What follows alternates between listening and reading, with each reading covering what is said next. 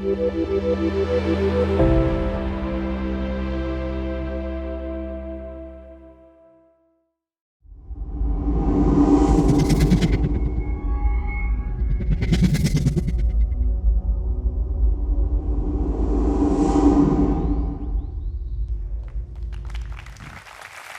a tutti.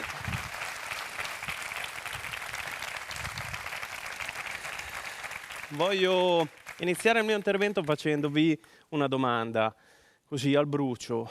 Se vi dico la parola Cinque Terre, a voi cosa vi viene in mente? Così. Penso il mare, la via dell'amore, il sole, voglio dire i borghi, no? Questa bellezza, voglio dire, unica che abbiamo. Però fortunatamente qualcuno ha detto vino, ecco, anche se penso che sia la minor parte. Perché vi dico questo? Perché le Cinque Terre, magari non tutti lo sanno, ma hanno una storia di più di 1000 anni che cammina di pari passo con la viticoltura.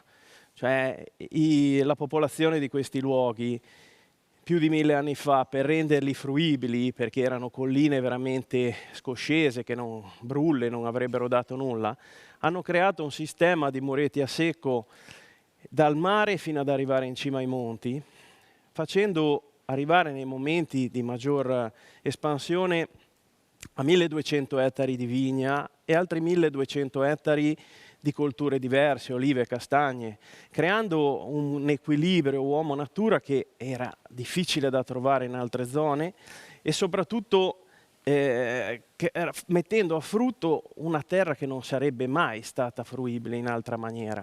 Pensate un dato che per fare i muretti a secco delle Cinque Terre ci sono voluti più sassi che fare la muraglia cinese. Ecco, questo tanto per darvi un dato. I 1200 ettari di vigna che ci sono stati lì fino agli anni 60, oggi la Liguria intera ne ha 1350, ecco, quindi per dirvi l'importanza che aveva, cioè noi eravamo un'economia familiare che vendeva vino, cioè ogni famiglia aveva la sua cantina e viveva vendendo vino. Poi però a un certo punto perché vi racconto questo? Perché oggi uno che viene non se lo può neanche immaginare una cosa del genere, perché? Perché fine anni 60 in poi questo meccanismo, questo passaggio di padre in figlio si è rovinato. Si è rovinato perché? Perché è partita quella che oggi tutti chiamiamo, diciamo, l'embrione della globalizzazione. Finiscono di costruire le autostrade, ci sono i collegamenti più veloci, i prodotti che arrivano da altre regioni e passa quel messaggio di dire che il piccolo non ha più storia. Cioè, quindi questi paesi nell'arco di 50-60 anni si trovano a oggi con 100 ettari di vigna e tutto il resto è scomparso, quindi abbiamo perso più del 90% del nostro territorio, che non è alla fin fine, uno dice vabbè si fa dell'altro, non è così purtroppo. Oggi il nostro territorio è un territorio fragile, è un territorio che senza i muretti a secco frana, abbiamo visto il 2011 come è finita Rio Maggiore, come è finito Monterosso e Vernazza.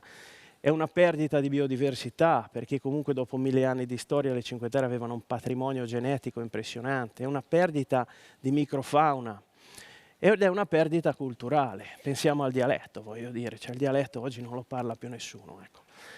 E di qui, diciamo, vi dico questo perché quella che vi vorrei raccontare oggi è un po' la mia storia, cioè la storia io mi definisco sempre un Don Chisciotte in chiave moderna, no? Cioè un Don Chisciotte perché? Perché al posto di andare contro i mulini a vento, a un certo punto ha deciso di andare contro l'abbandono, ha deciso di andare contro quello che poteva essere la moda del momento. Ecco.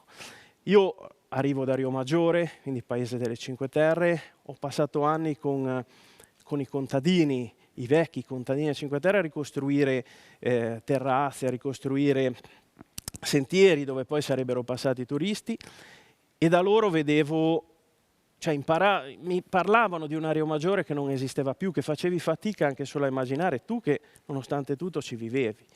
Ho ancora la memoria del paese che durante la vendemmia veniva a profumare di mosto in fermentazione e poi a un certo punto si interrompe tutto. Ecco.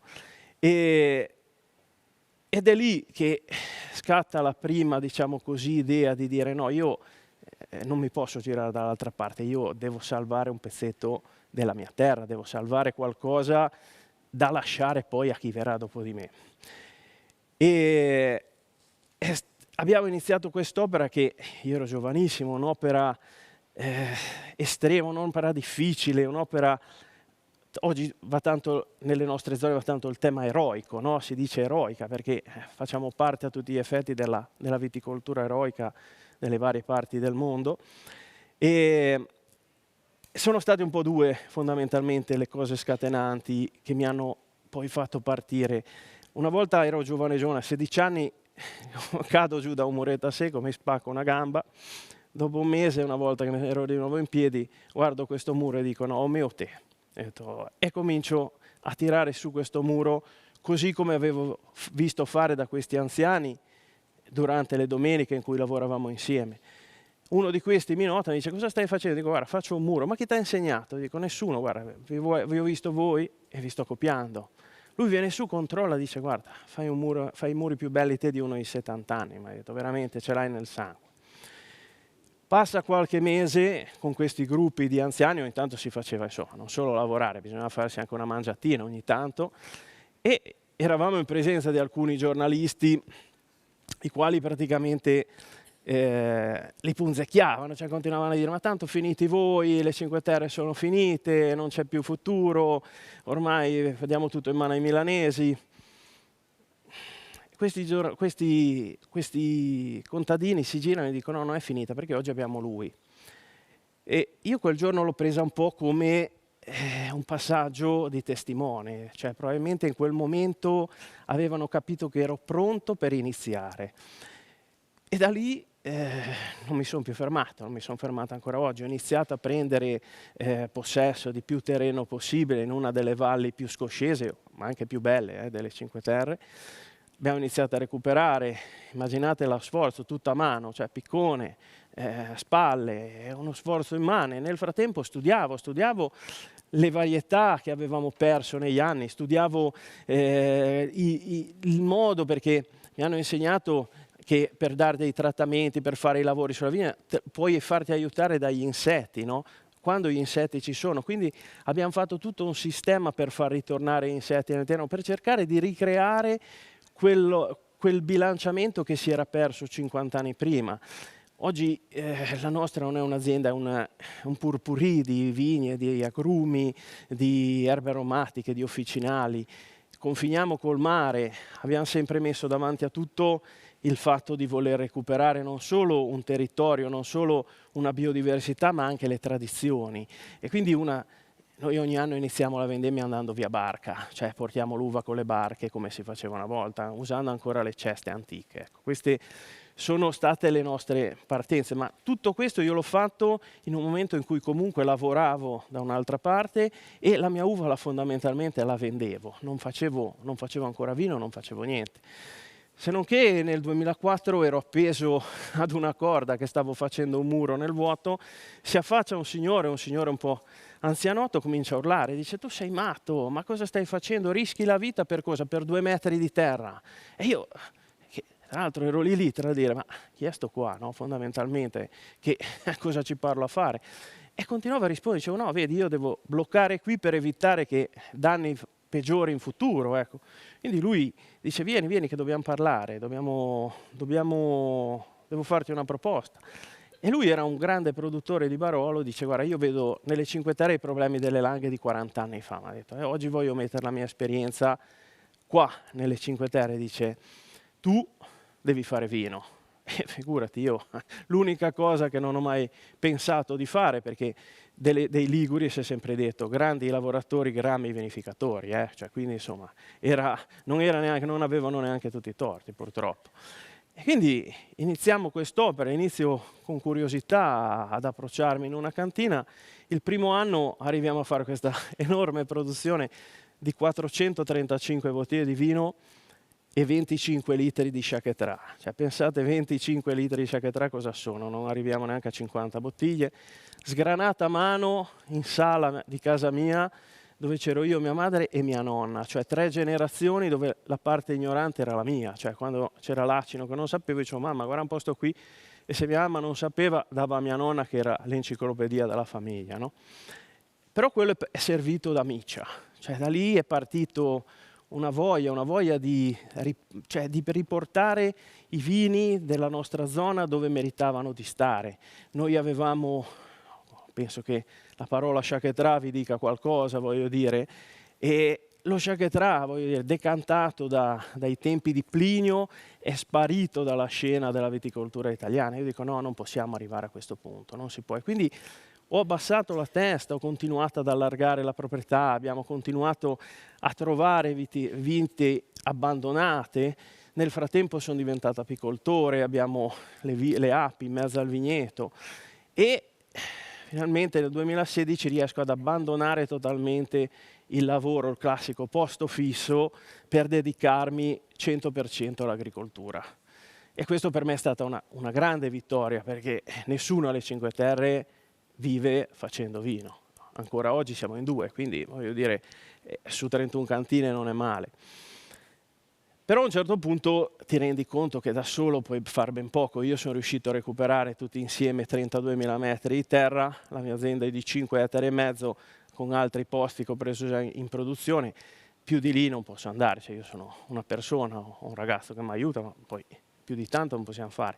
E allora ci sembrava giusto passare questa conoscenza, cioè era inutile tenersela per me. A volte ti dicono ma te parli troppo, te a tutti dici tutto. Cosa faccio? Me la porto nella tomba? Dico no, la diamo. Quindi iniziamo con un gruppo di mamme a fare un corso per i bambini, perché i bambini sono il nostro futuro. E chiaramente usiamo il dialetto, quindi Fanti e Tichan, cioè bambini nei campi. Ogni bimbo riceve 3 vigne in un terreno dedicato a loro e imparano a mantenere la viticoltura, imparano a sapere quali sono le erbe che si possono mangiare, cosa si fa con qualsiasi fiore. E vedete che bello quando questi bambini lo insegnano ai genitori che non sanno nulla, no? Cioè, uno spettacolo, uno spettacolo. E lì diamo un seme a questi bambini e deve essere tutto un gioco. Io dico sempre che riuscire a vedere l'agricoltura con gli occhi di un bambino vuol dire creare magia, perché noi, sai, ma questi pali potremmo fare dei matitoni, allora ecco lì che i pali dei filari diventano pastelli colorati, ecco lì che figure di api che volano da tutte le parti, cioè bellissima come le arnie addirittura che i bambini delle scuole ci hanno pitturato come le casette di Rio Maggiore, sembra che le api entrano in casa, entrano non nell'arnia dai portoni, c'è una cosa bellissima. Poi ci siamo resi conto che c'era anche l'oggi. L'oggi è fatto di... Cinque Terre sono dure, cioè, si parlava di viticoltura eroica, cioè vivere e lavorare alle Cinque Terre è proibitivo e quindi non trovi nessuno che voglia venire a lavorare lì. E allora mi alzo una notte perché mi viene l'illuminazione, mi vengono di notte e vado a scrivere un progetto, scrivo a mano e il giorno dopo lo vado a presentare alla Caritas di Spezia e dico guarda, se vi fa piacere io ci metto la presenza, ci metto la conoscenza, voi metteteci i mezzi e apriamo un secondo progetto, un progetto di inclusione sociale riservato ai migranti, a gente che arriva dall'altra parte del mare per cercare fortuna e prendiamo un'area sopra Rio Maggiore, la ripuliamo totalmente e lì creiamo una vera e propria scuola. Lì il corso si chiama lo Chaquetrà del migrante, che ripulendo un'area sopra il paese, quindi mettendo anche in sicurezza parte dell'abitato, perché poi fondamentalmente oggi la parte importante è mettere in sicurezza le zone attorno alle case, rifacciamo un vigneto di circa 1 ettaro. In questo vigneto si alternano dei ragazzi che hanno a loro volta una loro borsa lavoro, hanno il vitto, l'alloggio e riusciamo poi, quando vedi che uno vuole veramente fare quel lavoro, a trovare il lavoro nelle aziende del territorio. Questo cosa comporta? Comporta che se uno poi lavora nella nostra zona, cerca anche di viverci nella nostra zona. E non è poco per un paese che si spopola e che si sta invecchiando. Quindi in questi anni noi siamo riusciti a portare a Rio Maggiore 5 ragazzi africani che hanno casa a Rio Maggiore, che sono nelle compagnie di giovani di Rio Maggiore, che in caso di bisogno hanno i corsi per usare il defibrillatore, aiutano se c'è da fare degli interventi urgenti. Quindi è anche una missione sociale, non è solo il trovare manodopera di per sé, è una missione sociale. Loro hanno un loro ruolo nella società e questo non è poco, ecco, nella massa che arriva ne vediamo un po' di tutti i colori, quindi riusciamo a formarli. Ecco. Quindi posso dire dopo tanti anni che è stata un'esperienza bellissima, che nonostante la fatica, perché a volte quando arrivi quegli inverni, che l'inverno scorso il mare ci ha portato via una piana, la pioggia ci ha fatto cadere una quantità di muri industriali, dici ma chi me l'ha fatto fare, no? Però poi ti guardi quello che hai fatto, ti assaggi un goccio di questo vino eroico che abbiamo ricostruito, che abbiamo rimesso in campo, quando vedi che ti arrivano giornali da ogni parte del mondo che riparla dello Shaketra, dici no, allora la cosa l'ho fatta giusta questa volta, no? Quindi se quel momento c'è lo sconforto, l'attimo dopo hai di nuovo la forza per ripartire e di rifare altri progetti. Noi se addirittura abbiamo buttato lo Shaketra sotto il mare per tentare di migliorarlo, quindi non ci siamo ancora posti un limite, nonostante ormai comincio a essere uno dei vecchi del territorio. Ecco. A me piacerebbe parlare, guarda, fino a domani, però se no mi cacciano tra due minuti. Io finisco il mio intervento facendovi di nuovo la stessa domanda con cui vi ho detto sono partito. Cioè, ora, dopo che vi ho parlato, ripensate un attimo alle Cinque Terre. E se qualcuno ci vede un bambino che si tiene la sua vigna e insegna al papà e alla mamma cosa può fare con determinate erbe, se vede un migrante che ricostruisce un morete a secco e soprattutto se sente il ronzio delle api finalmente che sono tornate sui fiori, penso di aver fatto un buon lavoro. Grazie.